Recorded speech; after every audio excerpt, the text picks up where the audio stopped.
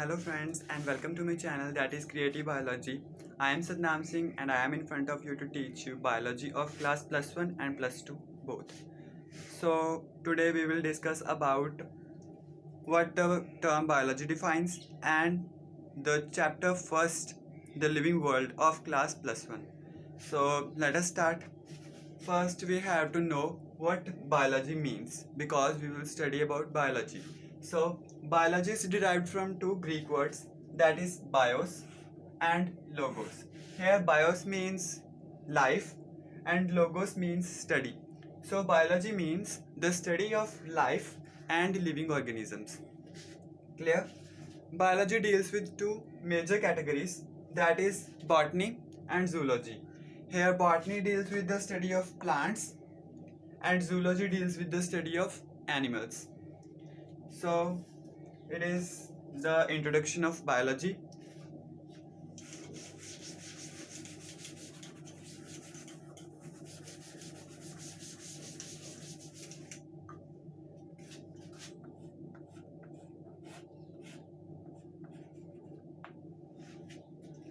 Today we will start chapter first of class +1, that is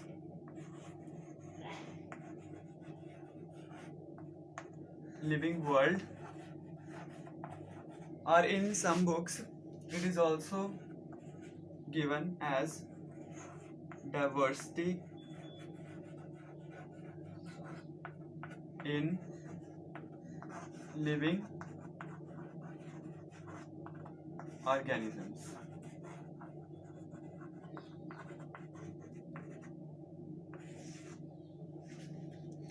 It is our first chapter. Now let us discuss about the first topic, that is characteristics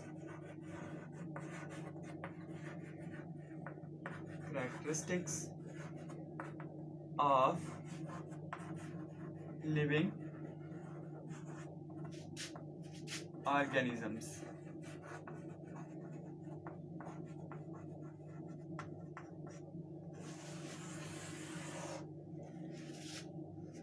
Today we will discuss about the characters possessed by living beings. So our first character that living beings possess is cellular organization.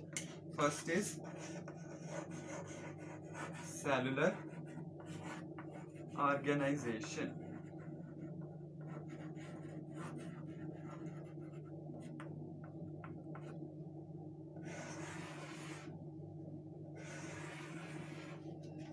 As you all know that all living beings are made up of cells, and cells are the basic and fundamental unit of a living organism.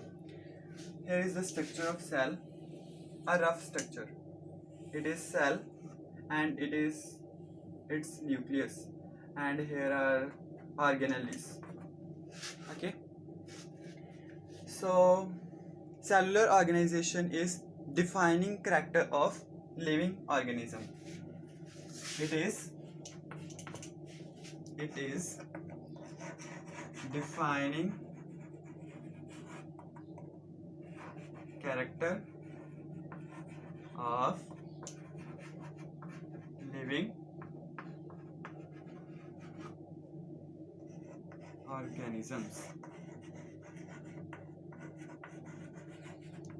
Clear? Why we call this character a defining character? So now let us discuss about defining character. Defining character, we tell a character defining character when the particular character satisfy two criteria. The first criteria is all living beings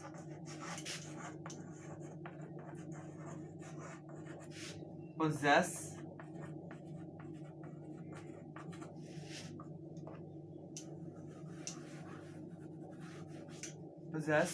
that character, that given character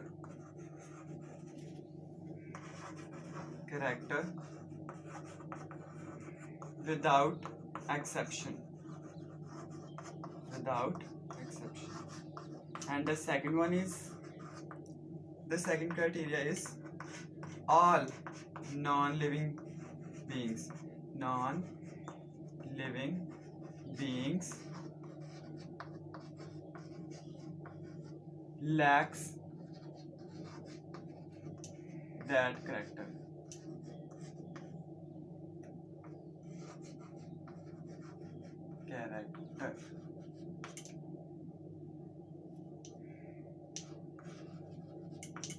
Okay.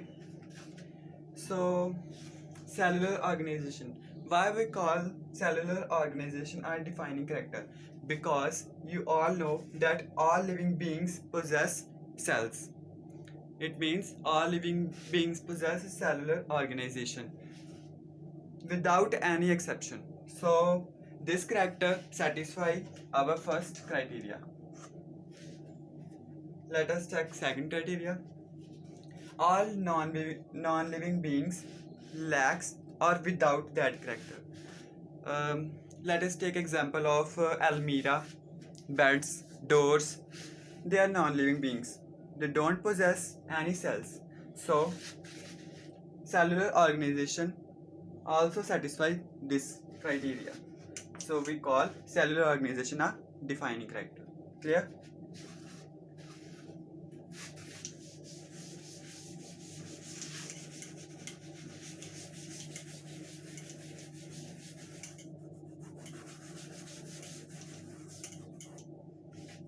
Our next character is metabolism. Metabolism.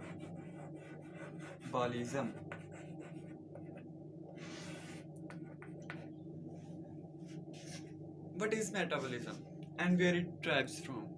Metabolism derives from a Greek word that is metabol. Metabol, which means change.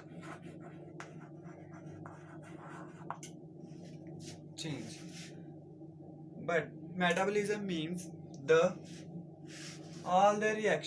sum total of all chemical reactions that occurs in the body of living organism. Sum total of all chemical reactions that occur in the body of living organism.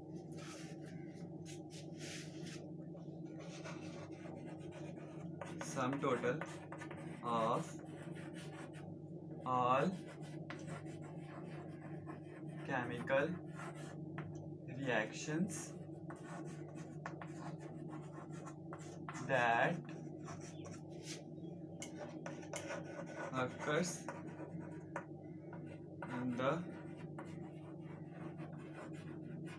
body of living organism.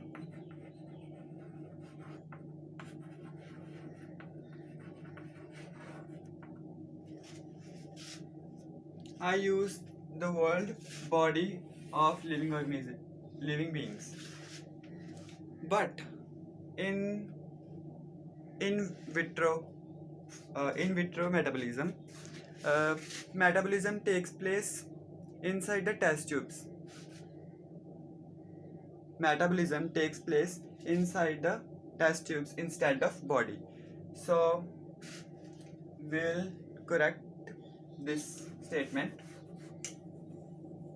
Occurs in living beings.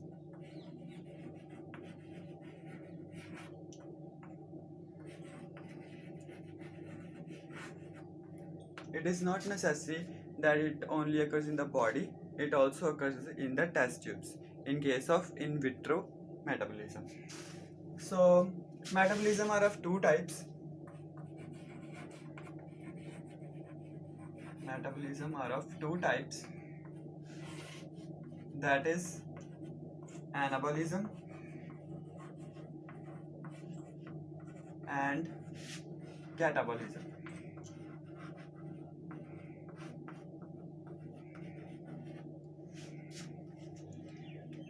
What are these two terms, anabolism and catabolism? Let us discuss in detail about anabolism and catabolism.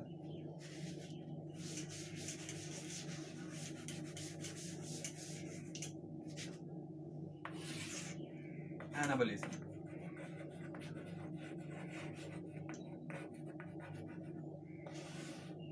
Anabolism is the first type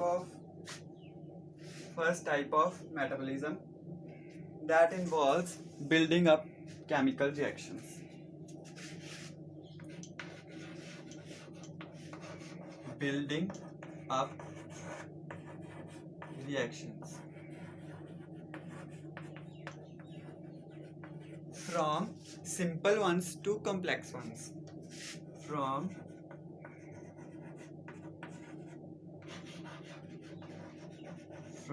simple one to complex compounds.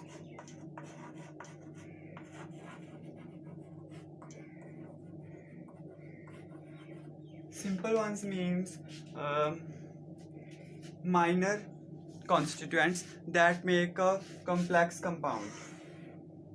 Minor constituents that combines to make complex compound. Let us take an example. Carbon dioxide plus water plus light.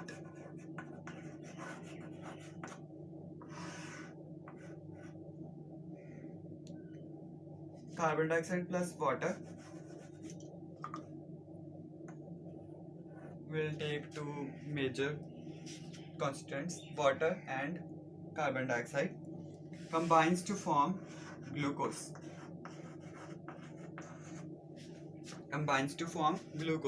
That it means these two are simple ones, that these are the minor constituents that combine to form glucose, a complex compound. Clear? Now we will discuss about catabolism. Anabolism is building up reactions and catabolism is breaking up reactions. Breaking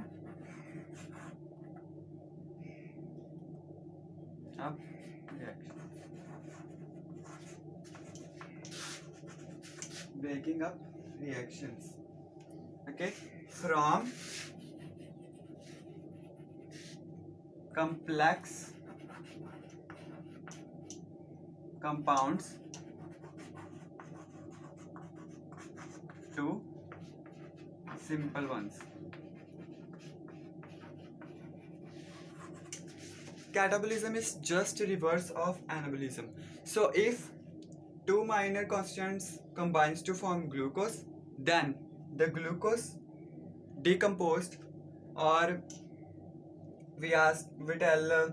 it breaks up into carbon dioxide and water.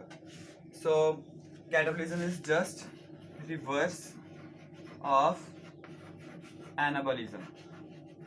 Clear?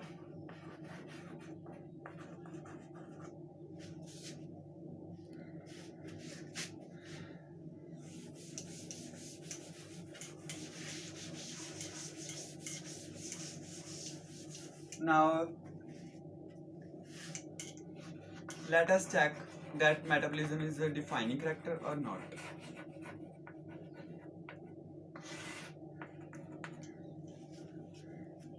Our first criteria is all living beings possess that character without any exception. Metabolism occurs in all living organisms, so without any exception. So it satisfies our first criteria. Then the second criteria is all non-living beings lack or without that character, means without metabolism. Yes, it also satisfies with respect to this character, that no non-living being is present on the world that possess metabolism. Means doors, almirahs, metabolism doesn't take in them. Metabolism only takes place in living beings. So it also fulfills our second criteria. So we tell metabolism a defining character. It is a defining character or defining feature because it fulfills our two criteria.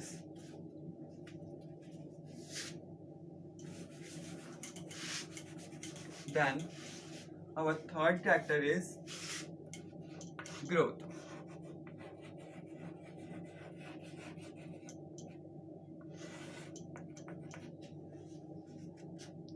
What growth means?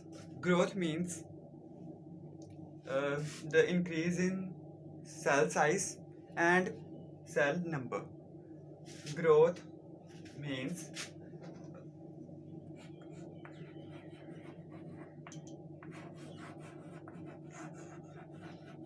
there are two twin features of growth. There are two twin features of growth. If growth occurs, these twin features also increases. The first feature is increase in size of cells, and the second feature is increase in number of cells.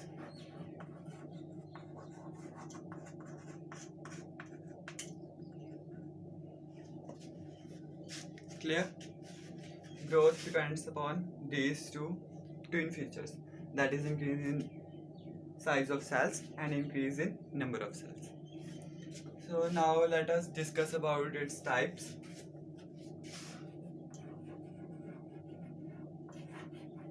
It is divided into two types, that is intrinsic growth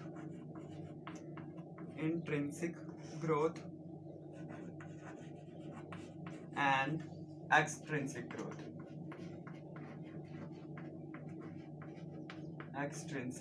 growth. Now what are these two terms, intrinsic growth and extrinsic growth? Let us discuss in detail about these two terms.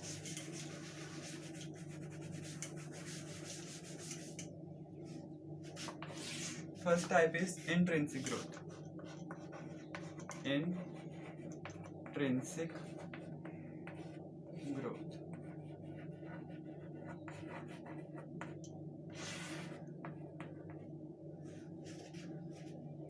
Here, intrinsic growth means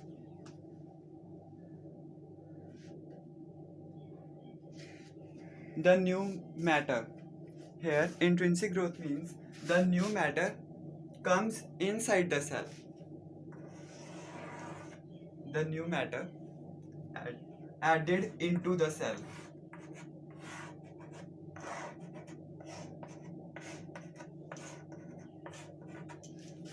The new matter enters into the cell and the cell grows. Okay, it is known as intrinsic growth. Intrinsic growth means inside the cell. Clear? It occurs in living beings.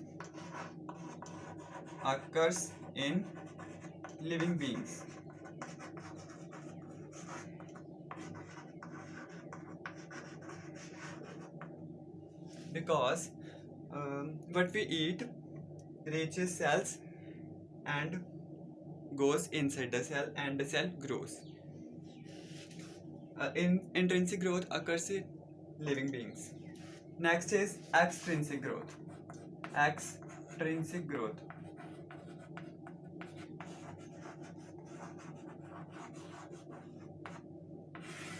Now what is extrinsic growth? It means the new matter or the new material is added on the surface only or restricted to surface only of living beings. Consider it is a mountain.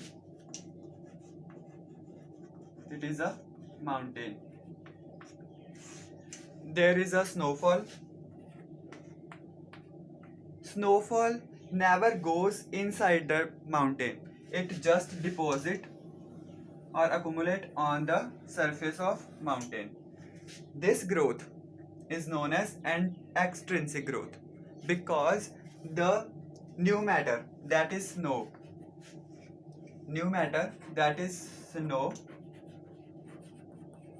the new material or new matter never goes inside the non-living beings.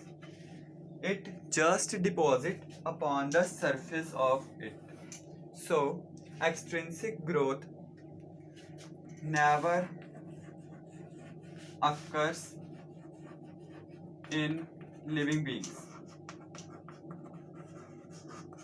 It occurs in non-living beings. Non-living beings. Okay, I repeat it. Intrinsic growth means the growth when the new material is added inside the cell. It is known as intrinsic growth, means inside the cell.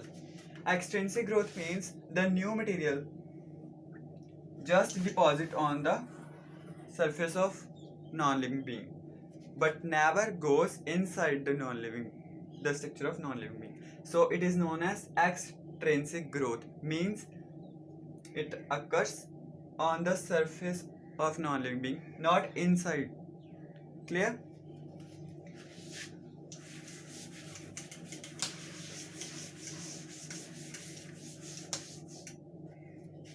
Our next character is reproduction.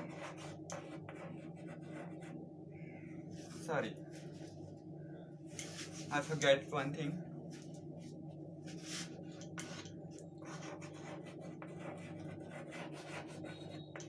We have to check that growth is a defining character or not.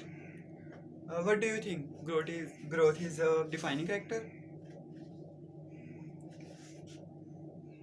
Growth is not a defining character. It is not a defining character. Why? Because one of the criteria doesn't satisfy with respect to growth. All living beings possess growth, but our second criteria is all non-living beings are without that character. But extrinsic growth occurs in non-living beings. So second criteria does not fulfill our need. Then we tell growth a non-defining character. But here is an interesting fact.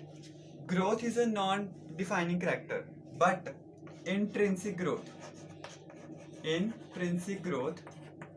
is a defining character. How? What do you think? Because intrinsic growth satisfies both criteria. Because intrinsic growth occurs in living beings without any exception, and it lacks, or it fulfills our second criteria also, because it never occurs in non-living beings. So growth is a non-defining character, but intrinsic growth is a defining character. Clear?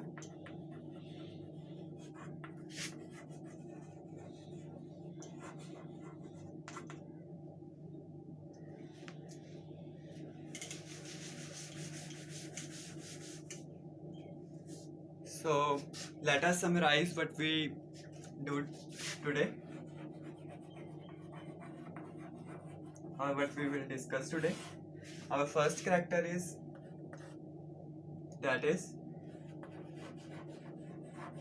cellular organization. Second character is metabolism, that is of two types.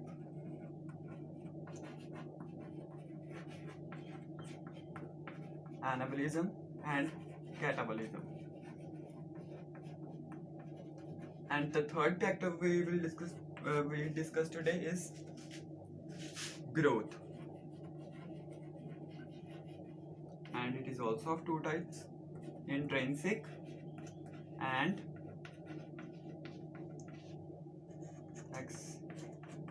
extrinsic. So for today it is enough. Please revise it. If you like my video, then please share it, subscribe it, and give likes. In the next lecture, we will discuss about the remaining two characters of living beings. Till then, be safe. Thank you.